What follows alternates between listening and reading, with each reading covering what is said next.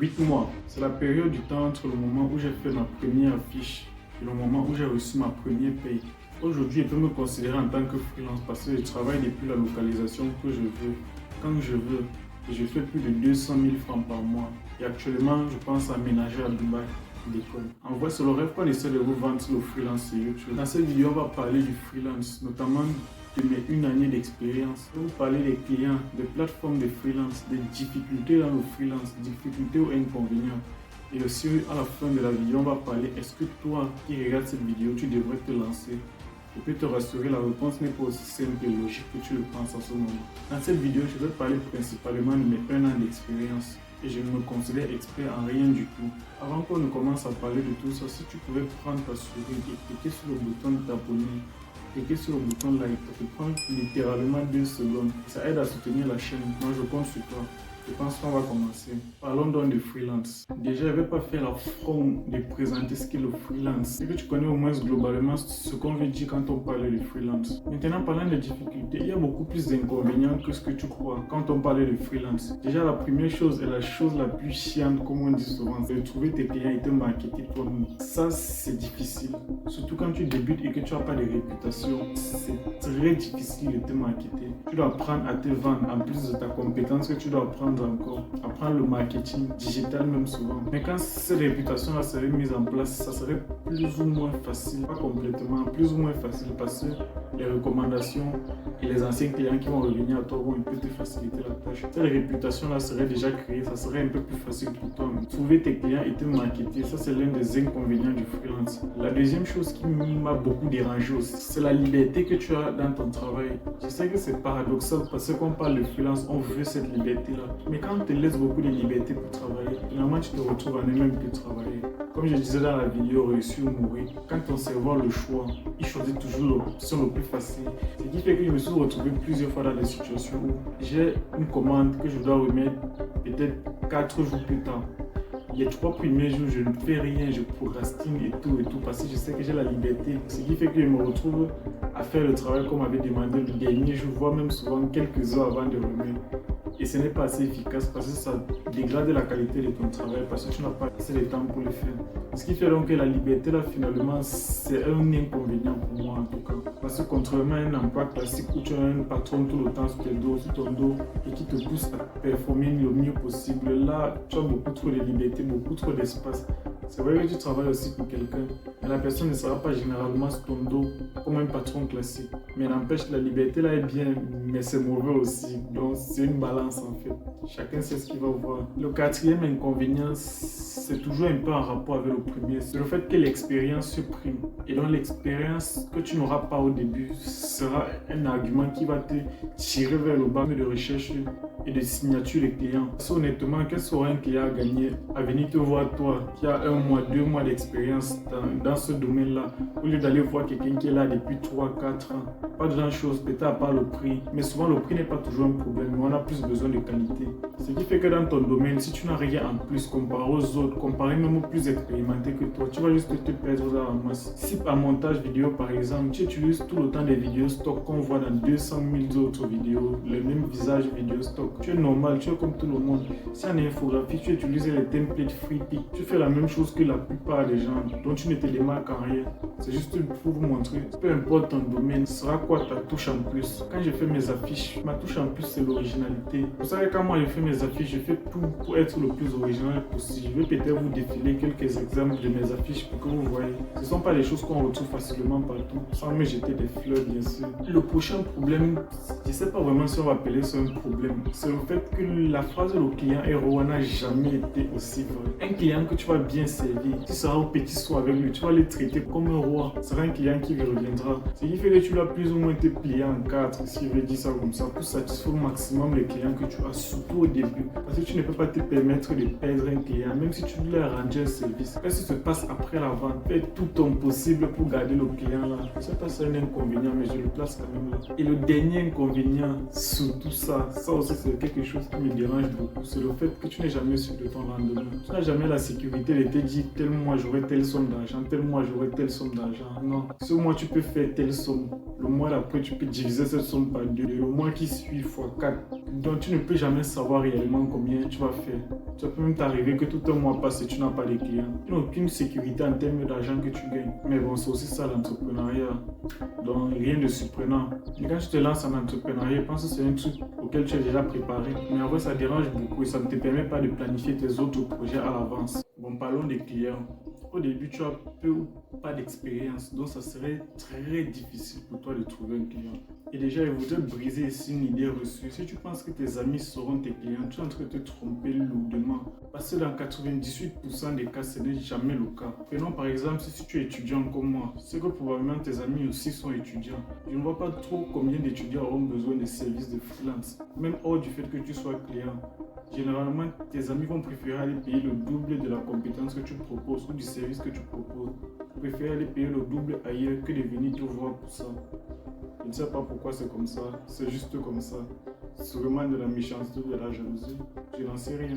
Donc déjà, ne compte pas sur tes amis en tant que client. Ça n'empêche pas que tu proposes tes services à eux. On ne sait jamais ce qui peut arriver. Et donc, vu que ça serait difficile de trouver les clients, et donc comment trouver tes clients? La première étape déjà, c'est d'identifier ta clientèle. Ou ton persona ou tes avatars, comme on dit souvent. C'est qui ta clientèle? Qui aura besoin de ton service? Est-ce que tu es monteur vidéo? Est-ce que tu es infographe? Est-ce que tu es copywriter? Je n'en sais rien. Trouver les personnes qui auront besoin de ta compétence et va vers eux. Ce n'est pas eux qui vont venir vers toi, c'est toi qui vas aller vers eux. Quand j'ai commencé l'infographie, la personne qui m'apprenait me disait de vendre mes produits, mes services chers, créer une espèce d'effet Veblen. C'est quoi l'effet Veblen? L'effet Veblen, c'est tout simplement une situation où plus tu augmentes le prix, plus la valeur du produit et du service augmente aussi. Comme par exemple une montre de luxe qu'on vend de plus en plus cher et donc de plus en plus de personnes veulent l'avoir.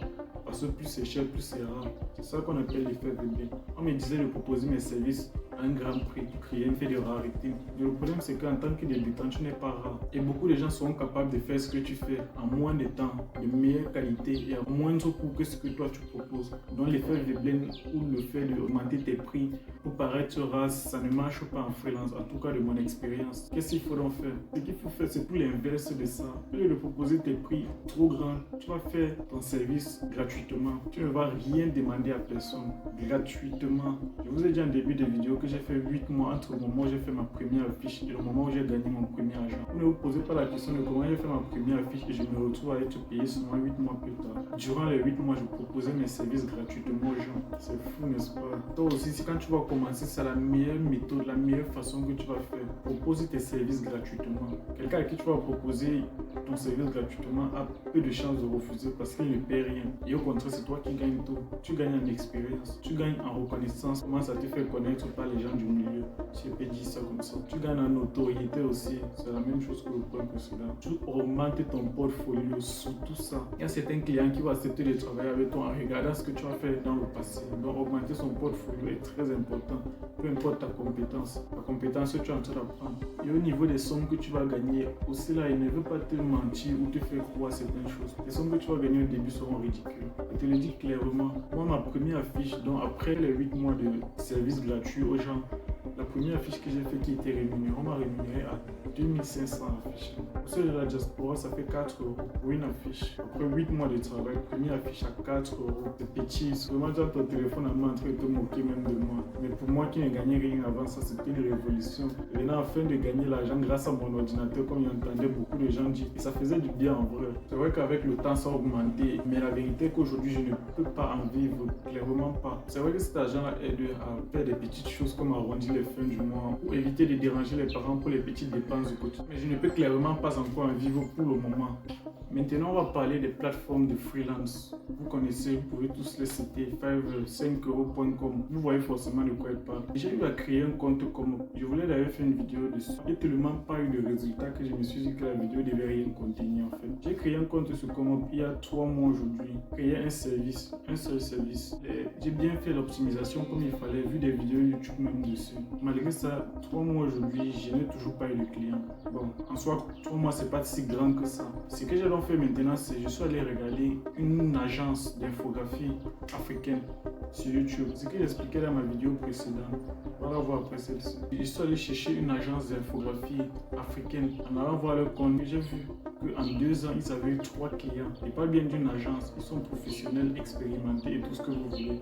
3 clients en 2 ans, c'est quand même peu pour une agence d'infographie quand même. Et ça n'a pas été que pour ça. Presque tous les services que je trouvais africains sur Comop n'avaient généralement pas beaucoup de commandes. Je me suis donc posé la question, c'est là que j'ai donc créé ma théorie. La théorie dont je vous parlais dans la précédente vidéo, toujours. Comme quoi je me dis que Comop met en avant les comptes plus de leur région géographique. Et ce qui fait sens en soi, parce que comme YouTube met en avant les youtubeurs américains plus, ça serait un peu logique de se dire que Comop aussi met plus en avant les comptes de leur localisation géographique. C'est une théorie que j'ai inventée d'après mes analyses, d'après ce que j'ai vu.